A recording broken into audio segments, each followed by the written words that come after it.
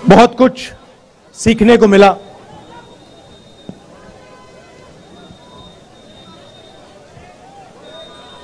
हम काफी यात्री हैं, उनमें से शायद कोई भी ये ना कह पाए शुरुआत में कि हमें इतना हिंदुस्तान की जनता से सीखने को मिलेगा।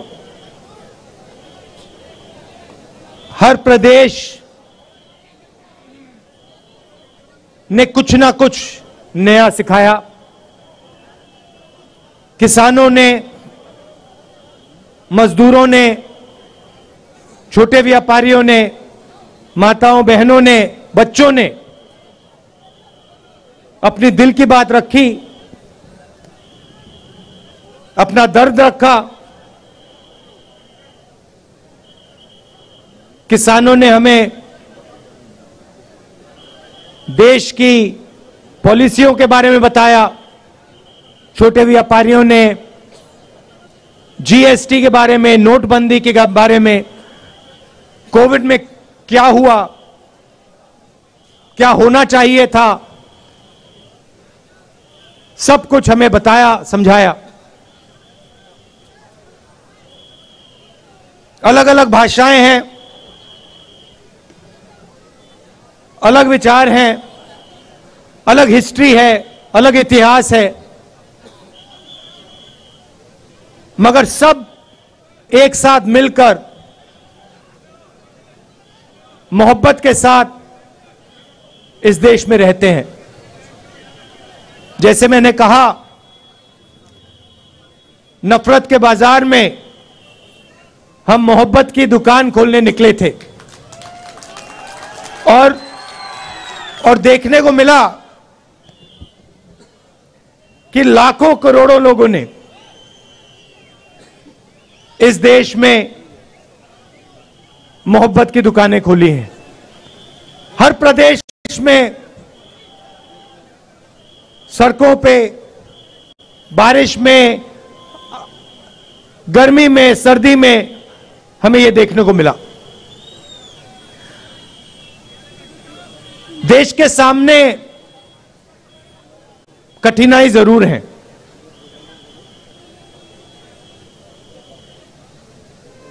लोकतंत्र पे आक्रमण हो रहा है। उस बात को आप सबसे बेहतर समझते हो। यात्रा से पहले हमने पार्लियामेंट में मुद्दे उठाने की कोशिश की, लोकसभा में, राज्यसभा में हमने भाषण देने की कोशिश की। नोटबंदी पे, गलत जीएसटी पे, किसान बिल पे, जो चाइना हिंदुस्तान की जमीन ले गया है, 2000 स्क्वायर किलोमीटर ले गया है, उस पे, मगर हमें लोकसभा में बोलना नहीं दिया। जैसे ही हम बोलने की कोशिश करते थे, माइक ऑफ कर दिया जाता था। मैंने भाषण के शुरुआत में आप सबसे कहा, प्रेस के हमारे जो मित्र हैं उनका यहां मैंने स्वागत किया, मगर इनका भी काम लोकतंत्र की रक्षा करने का होता है। टीवी पे, अखबारों में, मैगजीन्स में सच्चाई रखने का इनका काम होता है। पिछले प्रेस कॉन्फ्रेंस में मैंने इनसे सवाल पूछा, प्रेस वालों से सवाल पूछा, आमतौर से ये पूछते हैं। मैंने पूछा, भैया एक बात बताओ, आप नरेंद्र मोदी जी का चेहरा 24 घंटे दिखाते हो, आप ऐश्वर्या राय जी की बात करते हो,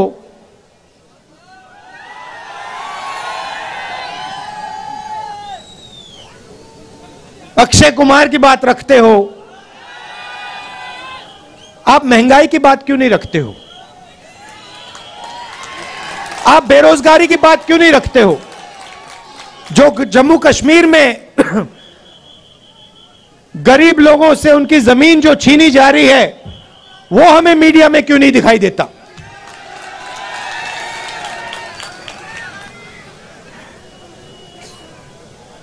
जो कश्मीरी पंडितों के साथ यहां सरकार अन्याय कर रही है। आज सुबह मेरे से मिलने एक डेलीगेशन आया और उन्होंने अपनी बात रखी। मैं हैरान हो गया। उन्होंने कहा, और मैं मीडिया के सामने ये कहना चाहता हूं, उन्होंने मुझसे कहा कि जब उनका डेलीगेशन लेफ्टिनेंट गवर्नर के पास गया तो लेफ्टिनेंट गवर्नर ने उनसे कहा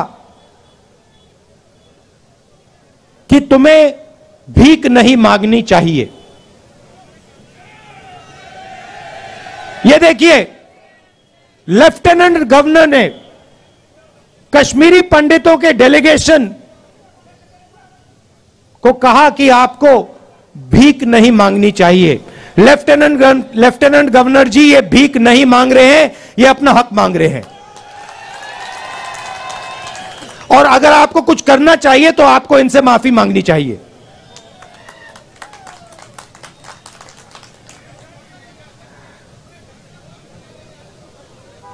यहां पे जम्मू कश्मीर में मैं आया, अभी जम्मू में चल रहा हूं, और यहां पे आपके लोग मुझसे मिल रहे हैं। माताएं, बहनें, युवा, बच्चे,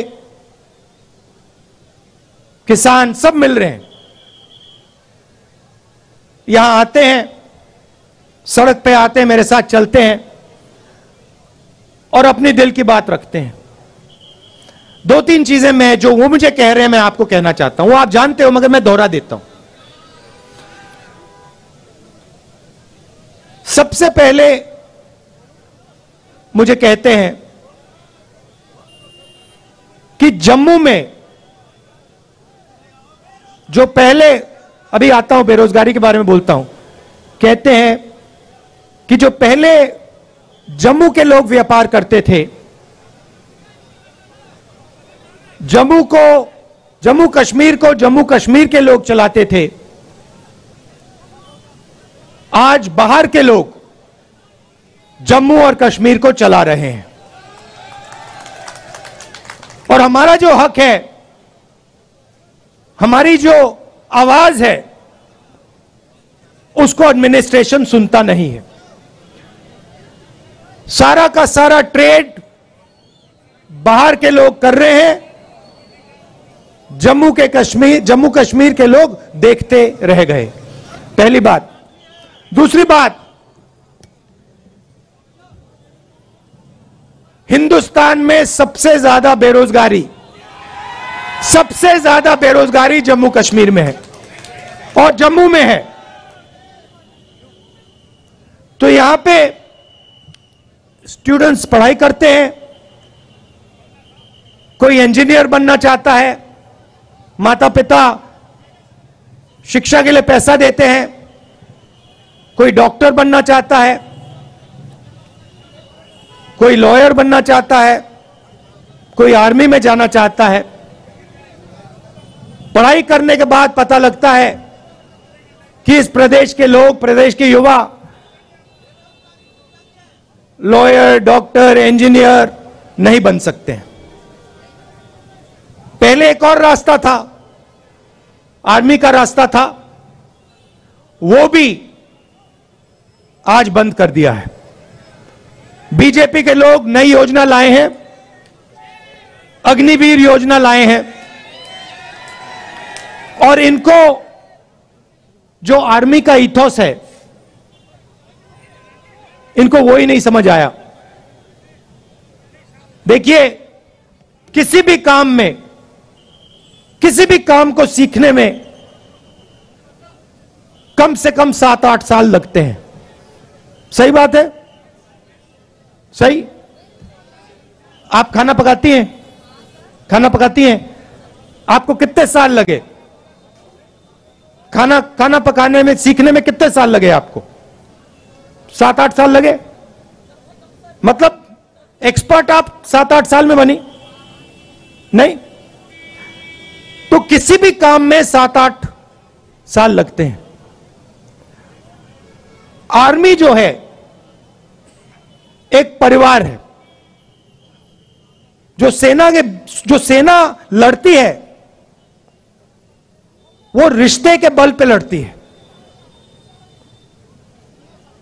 सैनिकों के बीच में जो रिश्ता होता है उसके बल पे लड़ती है। वो रिश्ता 1-2 साल में बनता ही नहीं है। वो रिश्ता, उस रिश्ते को बनने के लिए, मजबूत होने के लिए कम से कम 7-8 साल लगते हैं। ये जो बीजेपी के लोग हैं इनको ये बात समझ नहीं आई। ये सोचते हैं कि आर्मी की ट्रेनिंग 6 महीने में हो जाएगी, जो सीखना है वो 6 महीने में हो जाएगा। बिल्कुल नहीं। आर्मी में सालों लगते हैं एक सैनिक को तैयार करने के लिए। सालों लगते हैं उस सैनिक और दूसरे सैनिकों के बीच में रिश्ता बनाने के लिए। तो ये अग्निवीर योजना जो है ये हिंदुस्तान की सेना को कमजोर करने की योजना है। और ये बेचारे जो हमारे आर्मी के लोग ये कह नहीं सकते हैं, मगर मैं जानता हूं अगर इनसे पूछा जाए तो ये सारे के सारे कहेंगे कि ये अग्निवीर योजना के खिलाफ है, अग्निवीर योजना गलत है। तो वो रास्ता जो था वो भी बंद कर दिया इन लोगों ने। पहले युवा आर्मी में जाता था, 15 साल की उसकी सर्विस होती थी, उसके बाद उसको पेंशन मिलती थी। अग्निवीर योजना में 4 साल की सर्विस होगी, उसके बाद सैनिकों को घर भेज दिया जाएगा, उनको कोई पेंशन नहीं मिलेगी। तो ये जो देश का आर्मी के साथ रिश्ता है इससे खिलवाड़ कर रहे हैं। देश ने कहा था, देश हर सैनिक से कहता है कि हम आपसे 15 साल मांगते हैं, उसके बाद हम आपकी पूरी जिंदगी आपको पेंशन देंगे, आपकी इज्जत करेंगे, आपकी रिस्पेक्ट करेंगे, आपकी रक्षा करेंगे।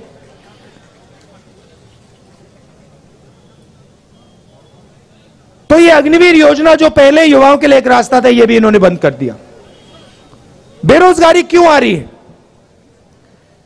क्योंकि सरकार चुने हुए 2-3 उद्योगपतियों के लिए काम कर रही है।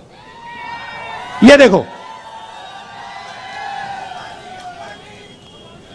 यहां पे आपका पूरा का पूरा व्यापार जो भी आप करते हो, सारा का सारा उन्हीं 2-3 उद्योगपतियों के हाथ चला जाएगा। सच्चाई है। और नरेंद्र मोदी जी ने आपसे कहा था कि देखिए, नोटबंदी काले धन के खिलाफ योजना है। काला धन मिट गया क्या? नहीं मिटा ना। भाई और बहनों, नोटबंदी और गलत जीएसटी योजनाएं नहीं है, ये हथियार हैं। ये छोटे व्यापारियों को, स्मॉल और मीडियम साइज बिजनेस वालों को मारने के, खत्म करने के हथियार हैं। और सच्चाई ये है कि इस देश को रोजगार सिर्फ ये लोग दे सकते हैं। ये जो 2-3 बड़े उद्योगपति हैं, ये देश को रोजगार दे ही नहीं सकते, कितनी भी कोशिश कर लें ये नहीं दे सकते हैं। तो इन्होंने क्या किया, नरेंद्र मोदी जी और बीजेपी ने क्या किया, जो हिंदुस्तान की रीढ़ की हड्डी है, जो रोजगार देने वाली रीढ़ की हड्डी है, छोटे व्यापारी, स्मॉल और मीडियम बिजनेस, इस रीढ़ की हड्डी को इन्होंने तोड़ दिया है। इसीलिए आज पूरे देश में, सिर्फ जम्मू कश्मीर में नहीं, पूरे देश में बेरोजगारी फैल रही है। आप दूसरा सवाल पूछोगे, महंगाई इतनी क्यों बढ़ रही है? वही कारण है। पूरा का पूरा धन हिंदुस्तान का 2-3 उद्योगपतियों के जेब में जा रहा है। पहले पेट्रोल का दाम क्या होता था? आज कितना है? 100 रुपए। तो जब आपके जेब में से जो 50 रुपए निकल रहे हैं वो कहां जा रहे हैं?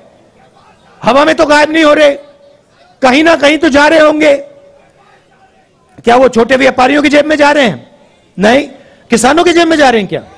नहीं। बेरोजगार युवाओं की जेब में जा रहे हैं क्या? नहीं। ये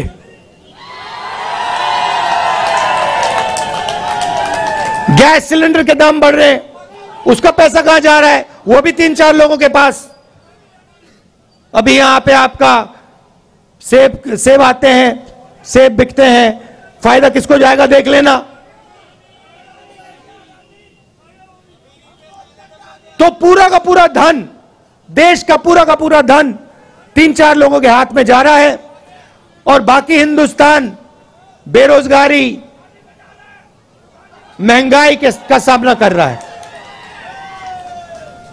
इसलिए हमने ये यात्रा कन्याकुमारी से कश्मीर तक शुरू की और इसमें आपने हमारी जबरदस्त मदद की है। आप ये मत सोचिए कि 3500 किलोमीटर चलना आसान है, यह आसान काम नहीं है।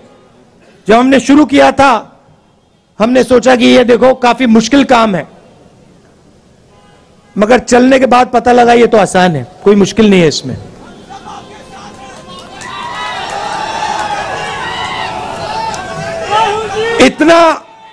इतनी मदद आपने की हमारी, मैं आपको बता रहा हूं। सुबह हम उठते 5 बजे सुबह उठते थे, अब यहां पे सिक्योरिटी वालों ने कहा है कि 7 बजे निकलना है। मैं चाहता था 6 बजे निकल जाना चाहिए, मगर इन्होंने कहा नहीं 7 बजे निकलेंगे, चिट्ठी लिख दी तो मैंने एक्सेप्ट कर ली बात। मगर हम निकलते थे सुबह,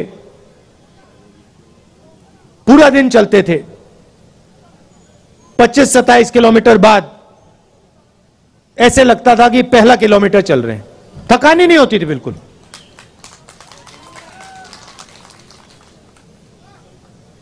पूरा अपने पूरी मदद की, पूरी शक्ति डाली, प्यार दिया यात्रा को।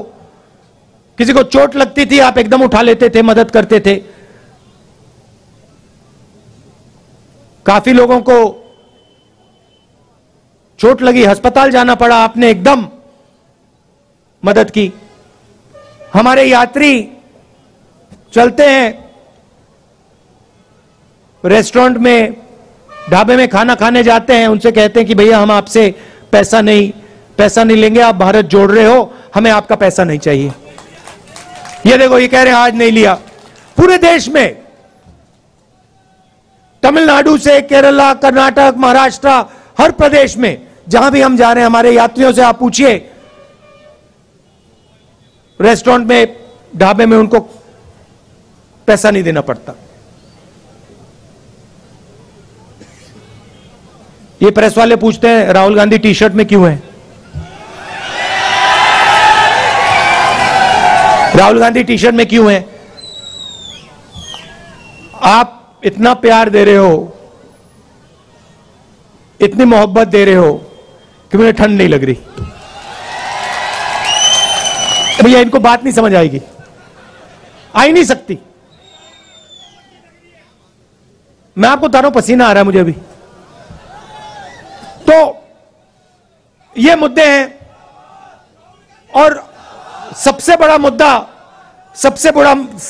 मुद्दा अंत में जो आपका स्टेटहुड का मुद्दा है, उससे बड़ा कोई मुद्दा ही नहीं है। तो आपका हक, पूरा का पूरा हक इन्होंने छीन लिया। तो एकदम कांग्रेस पार्टी पूरा समर्थन आपको, जो आपका स्टेटहुड है उसको रीइंस्टेट करने में पूरा हम दम लगा देंगे। आपने इतना प्यार दिया, दिल से आपका मैं धन्यवाद करना चाहता हूं। और अभी हम आपके साथ और चलेंगे, आपसे मिलेंगे, इसके लिए बहुत बहुत धन्यवाद।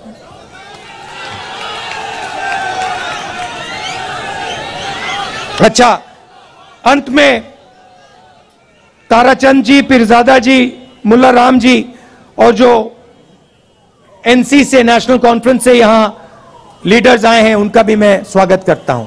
धन्यवाद। जय हिंद। बहुत बहुत धन्यवाद राहुल जी।